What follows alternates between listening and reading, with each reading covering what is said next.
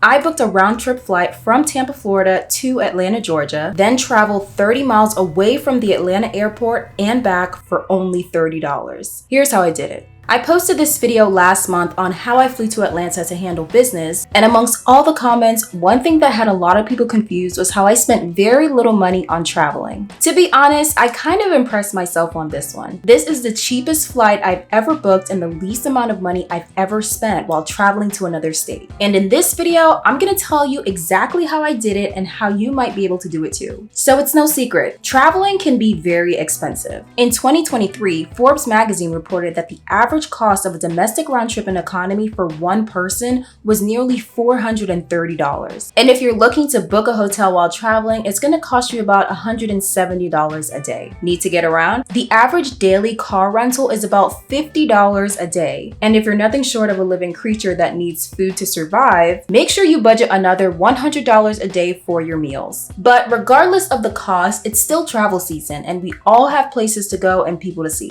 But if traveling is so expensive and people still want to travel, that brings us to the real question. Can traveling be affordable? Well, as it turns out, traveling for the holidays, whether it's one day or 1 week, doesn't have to cost you an arm and a leg. All you have to do is focus on these 3 things. Number 1, flexibility. When I booked my trip to Atlanta, it was kind of last minute and spontaneous. I didn't really have specific travel dates in mind, I just knew I wanted to go in March. And because I was so flexible, this ultimately opened up the entire month for me. Searching for flights on specific dates leaves very little wiggle room to find a great deal. But if you're flexible on dates, you can save some money by just flying when it's cheaper. And sometimes that means shuffling your travel dates by just a few dates. That's exactly what I did when I booked my flight to Atlanta. Instead of entering a departure and a return date, I just entered the city I was flying out of, where I was going, and I was given a bunch of different options at different rates for several months. I narrowed it down on a round-trip flight out of Tampa to Atlanta for under 25 bucks, and I never looked back. Now, I only needed to fly to Atlanta for the day, so I had a lot more flexibility than most people. But I do want to point out that I booked my flight on a Tuesday in the month of March, which according to Airfare Watchdog, Tuesdays and Wednesdays in late January to early March are usually cheapest to fly. May to early June, September to mid-November, and early December are also more affordable times of the year to fly. Now, this varies by market, but it's worth a try the next time you're looking to travel. Instead of booking a weekend flight to your destination, try flying out midweek on a Tuesday or Wednesday, and maybe, just maybe, you'll save some money. And I understand that planning a trip this way doesn't work for everyone. So if you're someone working on a tighter schedule that's not so flexible,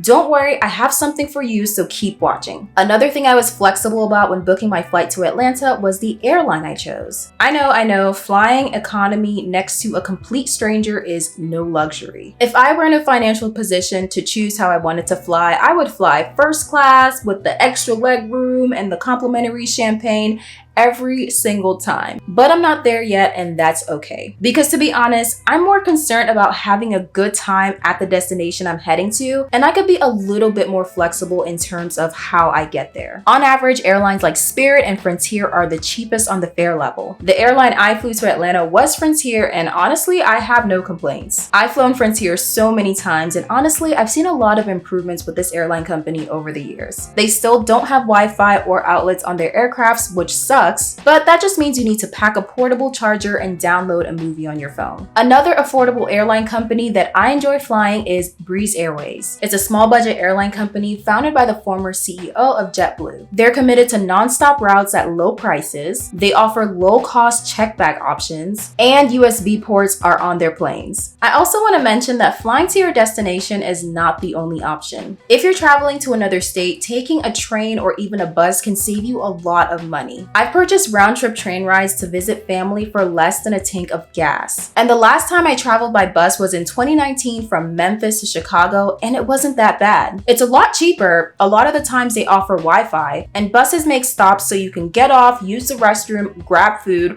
while trains offer hot meals. Now, going back to the people that aren't as flexible and can't book flights on the fly. Perhaps you're not as flexible because you have kids to consider, maybe you have an in-office job, or you're just in a situation where planning a trip in the next month or two is just something you can't do. You can still benefit from this information if you plan earlier. The holidays fall on the same dates every single year, so that just means planning your trips months or even a year in advance. A 2024 study by Expedia reports the sweet spot is 28 days before your domestic flight. For international flights, your sweet spot is about 60 days out, but some booking sites recommend up to 10 months out. So if you know when and where you're going, don't wait for a sale to happen. Just book far in advance if you can. And speaking of booking sites like Cheap Air and Expedia, that brings me to my next tip you might want to consider when traveling affordably, and that's knowing where to look for your deals. I normally use Google Flights to book my flights because it's convenient and they have a lot of different filters for a more flexible flight search. As a test, I went back to Google Flights to see if I can find another cheap day trip from Tampa to Atlanta. I put my where from as Tampa and my where to as Atlanta and left my departure and return dates empty. I was given rates all the way to April of next year and found flights under $40. As a test, I chose a day trip on May 29th and found a $37 deal on trip.com. And as it just so happens, I booked my recent flight from Tampa to Atlanta using trip.com. I even went ahead and used the trip.com app to book my flight and was able to save even more money by using one of their promo codes. I can go on and on about these different travel sites that claim to be the best when it comes to booking flights, but the truth is you have to test and compare them yourself. Sites like Kayak and Momondo searches the most online travel agencies and can help you find the lowest fares, while sites like Skyscanner and Skiplag can help you get great deals on advanced purchase tickets. And for very last minute flights, Cheapo Air gives you pretty good options for both non-stop and connecting flights. But like I said, you have to test and compare these sites for yourself. And although a lot of people say it's a myth, I would suggest you perform your flight searches in incognito mode. Some people say these online travel agencies are using cookies to track your searches.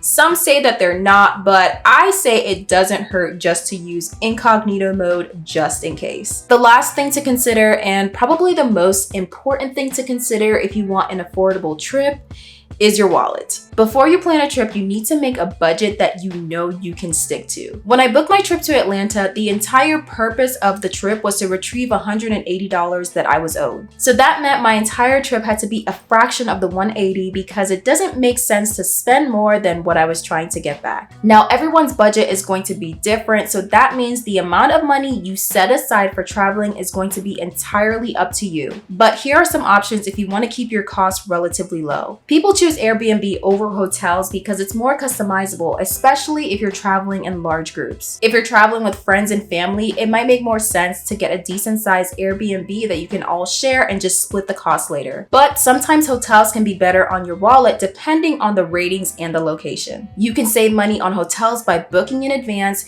using loyalty programs and rewards. And if you're really on a tight budget, try staying with a family or a friend in the area that you're traveling to. And it will still be a fraction of the price than if you were to stay at an Airbnb or a hotel. Now, when it comes to transportation, there are actually a lot more options than you might think. During my trip to Atlanta, I used a public transportation system like the buses and the train. It's typically the cheapest way to get around a city, especially if you plan on taking multiple trips. I downloaded the MARTA app, put like $6 on my account, and was able to get to my destination and back to the airport. It can actually be faster to take the subway in larger cities because you're skipping all that traffic. The bus, however, does take longer, so you'll have to plan ahead and do some walking, but in the end, it will save you a lot of money. If you're traveling with young kids or you simply just don't want to use the public transit, I recommend that you rent a car. This can actually be pretty affordable if you create a transportation budget and you stick to it. So if you know your budget for a rental is only $200,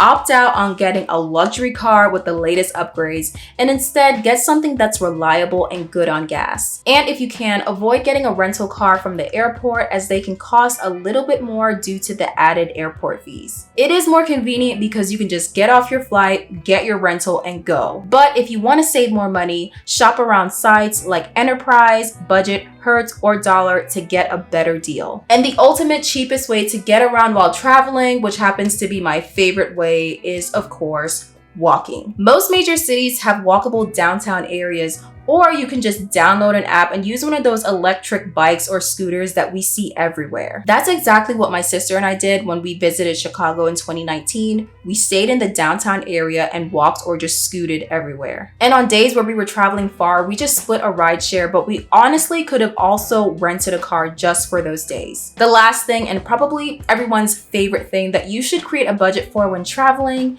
is food. When it comes to food, we all want to try new restaurants, especially if you're traveling to a place that infuses culture into their food. But it's best to create a food budget and just stick to it so you don't spend more than what you can afford. When I flew to Atlanta, I packed my meal prep into my carry-on, I ate that, and I only had to come out of pocket for beverages. I recommend you pack things like oatmeal, crackers, little snacks so you always have something on hand. But I also think it's wise to grocery shop when you get to your destination, especially if you're going to be staying there for a few days. Buying gallons of water and filling up your water bottle can go a long way. Even buying things like bread, milk, cereal can save you a lot of money and prevent you from going to a restaurant every time you get hungry. Instead of eating like you're on vacation, maybe incorporate your daily eating habits and just splurge on lunch or dinner. So to answer everyone's question, I flew from Tampa to Atlanta and back because I was flexible, I found a good deal, and I stayed on budget. Like I said, it's travel season, so if you know anyone preparing to travel, share this video so they can save some money. And hopefully these tips can help you save money on your next trip. If you have any tips on how to save money while traveling, please leave them down in the comment section below. I'm sure everyone would love to know. Make sure to subscribe for more videos, and I will see you in the next one.